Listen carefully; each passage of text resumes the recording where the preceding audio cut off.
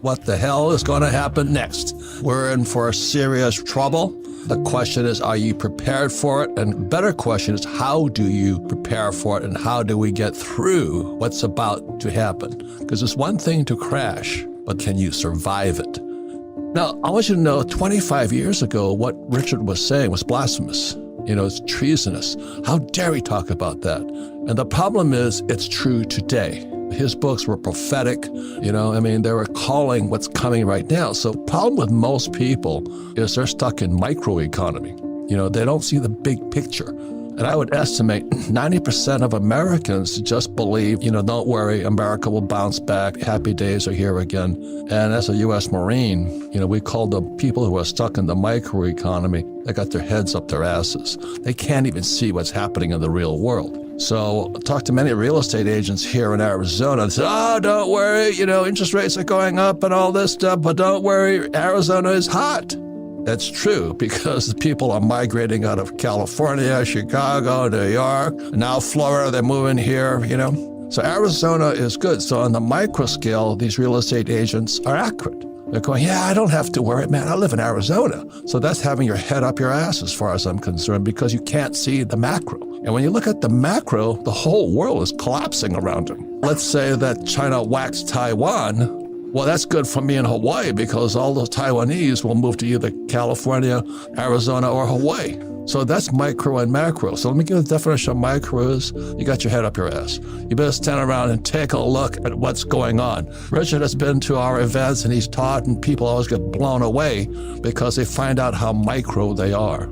So my friend, you've been calling this for a long time. The dollar is in crisis, isn't it? Well, so our economic system is in crisis, and I'm really worried now that we're on the verge of a serious economic crisis that could see the destruction of trillions of dollars of additional wealth before this thing is over. Give me a break. Are we corrupt or what? Has it been corrupted? Capitalism, in my view, became corrupted at the fundamental level when we stopped backing dollars with gold. Yes. And to make a long story short, this unleashed an explosion of credit. Credit absolutely exploded. Total credit or total debt in the United States grew from $1 trillion when I was 3 years old in 1964 to $91 trillion now. From $1 to $91 trillion in my lifetime. And during that process, that created a great deal of wealth, a great deal of economic growth in the United States and all around the world. But our economy became addicted to credit growth. Our economy must have credit growth to stay out of crisis. And now credit is contracting when you adjust it for inflation. So this is a very serious problem for our economic system, which I call creditism rather than capitalism, since it's driven by credit growth. I want you to pull your head out of your butt and take a look at the world, because Richard sits in Thailand. He's an American. He sits out there and he can see the world, but Americans can't see past their house. Micro is this: you're pumping gas into your leased SUV and you're going, why is the price of oil going up? That's micro. They can't see it. But inflation, I'm afraid, is systemic now. And a lot of it is because what Richard's talking about is creditism. They just print so much money. Instead of solving the problems, they print money. And now it's going to backfire on everybody. Nord Stream 2, they torpedoed the pipeline. You have the war in the Ukraine. The English pound crashed. Japan's yen is in serious trouble. And I guess North Korea fired some rocket at the Japanese. You have inflation being systemic. And you have the BRICS, BRICS, Brazil, Russia, India, China, South Africa. You want to take anyone on? First of all, what happened to the English pound? Because that's with the gilts and all that other stuff. Gilts is a government bond or something like that from England. Right. That was the second blow we've experienced in the last 2 weeks. What happened there was the new English Prime Minister and her finance minister announced very large tax cuts, very, very large tax cuts, with a lot of this going to the wealthy people, the wealthiest parts of society. And that meant that the UK government was going to have to borrow a great deal of additional money just at the time when the Bank of England, which had been buying government bonds through its quantitative easing program, it was planning to start selling government bonds. So suddenly, England looked like a third world country. Its interest rates on its government bonds doubled in about a 2-week period. They went from 2% on a 10-year government bond yield to 4%. Normally, that would make the currency appreciate. But the English pound started dropping like a rock. On Monday morning, it dropped to 103 to the dollar, the lowest in history. This huge swings in the currency, and more importantly, in the interest rates on the government bonds, was so violent and so unprecedented that the UK pension funds thought that they had cleverly hedged their positions with these derivatives contracts known as liability-driven investments. But the moves were so large that the people they had these derivative hedging positions with started calling in their margins, and they couldn't put up their margins. So they got sold out of these hedging positions, and it looked like the entire UK pension system, the various pension funds, were on the brink of going bankrupt. Collapse. And so the Bank of England had to jump in, and they intended to start reversing quantitative easing. They were going to do quantitative tightening. But by the end of the week, they reversed course and announced they were going to do even more quantitative easing. They said they'd buy 65 billion pounds of additional government bonds over the next month or so. And that has restored calm temporarily. And in fact, it's injected a bit of euphoria in all the markets because investors hope that since the Bank of England reversed course and started loosening monetary policy, they hope the Fed is going to do the same thing. The point here is this: what does it mean to the English people? Because their pensions were about to collapse. And the Bank of England is the Fed, the same as our Fed. When they start printing more money, what does that mean? Inflation, or are they trying to avoid a depression? What were they doing? Well, the first move is to try to avoid a depression. That was what they had to do first. They had to act as a lender of last resort. No one else would provide money to support the financial system in England. And so the England said, we'll do it. We'll create a bunch of money and we'll restore order. And they did. That's been the problem since about 1998 when long-term capital management crashed and the Fed had to bail out a hedge fund. And Jim Rickards, his question was back then, who bails out the Fed? And I think we're kind of there now. Who's going to bail out the Bank of England? And who's going to bail out the Fed and all the Bank of Japan and all these central banks? Well, the central banks have had it very easy for the last 3.5 decades because globalization was extremely deflationary. It was pushing down prices and the inflation rate was very low, so interest rates were very low. So they could get away with printing a whole lot of money without causing high rates of inflation. And by printing a lot of money, they would buy government bonds, and that would finance government spending and let the government spend a lot of money and stimulate the economy that way. So this was Goldilocks for 3.5 decades. But suddenly now globalization is going at least partially into reverse. Yep. First, we had COVID and the supply chain bottlenecks all around the world. Next thing you know, Russia's invaded Ukraine, pushing up energy prices, oil prices, gas prices, wheat prices, corn prices, another big round of inflation. And suddenly the central banks are in shock because for the first time in 35 years, they have to deal with inflation. And inflation in the UK is at 10%. It's 10% in Germany. It's practically 10% in the United States. And so now, if they try to support the economy by printing more money, that's going to just fan the inflationary flames. But if they don't print more money, then credit's going to contract and the economy is going to spiral into crisis. Because the English people still have no idea. Most Americans have no idea what happened. And they actually believe the Fed can save them. But as my friend Jim Rickards says, who's going to bail out the Fed? Who's going to bail out the Bank of England? The central bank system is under crisis also right now. And that's what Richard was alluding to 20-something years ago. And so the question is next is what's happening in China? I mean, they have the biggest bubble in real estate ever, right? Absolutely. Well beyond real estate. They have excess capacity of everything on a mammoth scale. I once was told by a Chinese professor that in his town, the city government had built 2 beautiful big new bridges. The only thing is they hadn't built the river yet. What's going to happen with the Japanese yen and why is North Korea firing rockets at them? The Bank of Japan, the Japanese central bank, is determined to keep their interest rates at a very low level. Even though interest rates in the United States and everywhere else, most other countries are going up very rapidly. Japanese interest rates are only 0.25%, and the Bank of Japan plans to keep them there. And they can do that, but that means no one's going to want to hold yen because you can't earn any money if the interest rate's 25 basis points. They want to sell their yen and buy dollars because the dollar you can get 3.5% interest. So that means the Japanese yen is falling. It's at a 20-year low. And unless the Bank of Japan changes its policy, it looks like it's going to keep falling.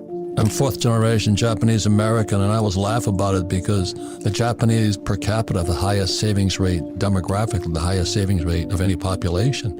And that's why the Japanese aren't the smartest. I mean, why would you save money when the governments are printing it? So that's why in Rich Dad Poor Dad I put savers are losers. And now American savers are getting their butts handed to them because they're going to print even more. So the other thing too then is, what do you think about the BRICS? See, Americans can't see the BRICS. It's out of their picture. Brazil, Russia, India, China, South Africa, and the Belt and Road Project or the Silk Road Project. What do you think those guys are up to against the dollar? They used to all be very strong and moving together so they could be grouped together under this heading of the BRICS. But now they're all moving in different directions for different reasons. Russia's economy is in serious trouble because of its ill-advised invasion of Ukraine, and it's not doing very well. They've got lots of sanctions imposed on them. They can't import any high-tech semiconductors, for instance, so they're going to run out of weapons. So their economy is in crisis. And of course, as you know, I believe that 20 years from now, oil's not going to have any value whatsoever. And their economy is entirely fueled by their earnings from oil and gas. So they're looking at a very dire future, in my opinion. China, they had the biggest bubble in history since they have a totalitarian government that make the banks continue lending and continuing to invest. Their bubble will probably not collapse into any kind of Great Depression, but it's not at all inconceivable that they'll just stop growing the way Japan stopped growing 20 years ago. And that'll be a huge change for the world because China's growth has driven the global economy since 2008 when the US stopped playing that role. And so no growth in China is a very big deal.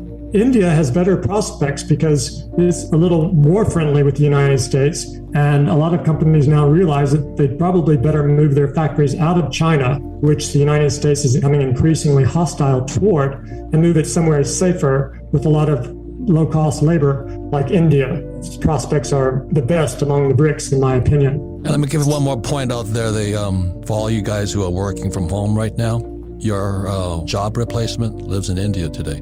Because if you can come in via the computer and you don't need to go to the office because you don't want to go to the office like many workers don't, then guys like me are going to say, well, why don't I just hire somebody in India? Because that's what technology is doing. The problem with most people, and I see it every day, micro means that you got your head up your butt and you can't see anything outside of your neighborhood or your gas pump. What's going on throughout the world? People cannot see it because it's out of sight.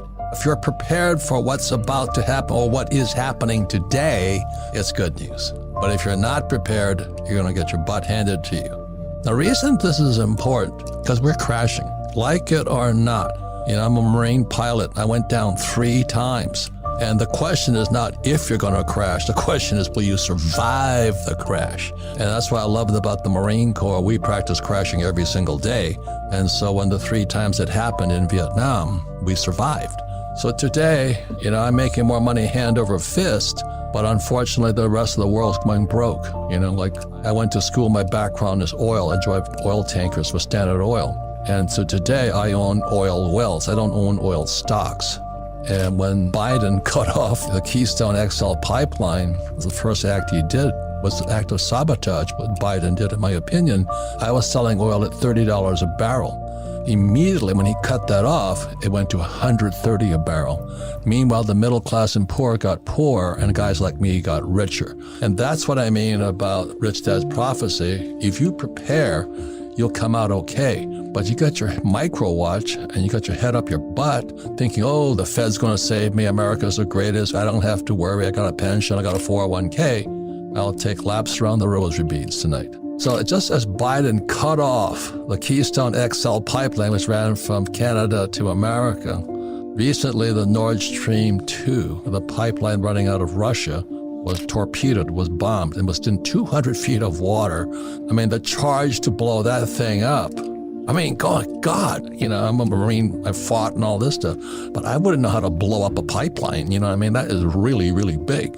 But the question is, what does it mean? What's the significance, like Biden cutting off the Keystone XL pipeline in America, which is an act of treason, in my opinion, and then the Nord Stream 2 pipeline gets demolished intentionally. And it's Russia's major source of income is exporting power or energy. There's no hard evidence about who did it, so this is purely speculation on my part.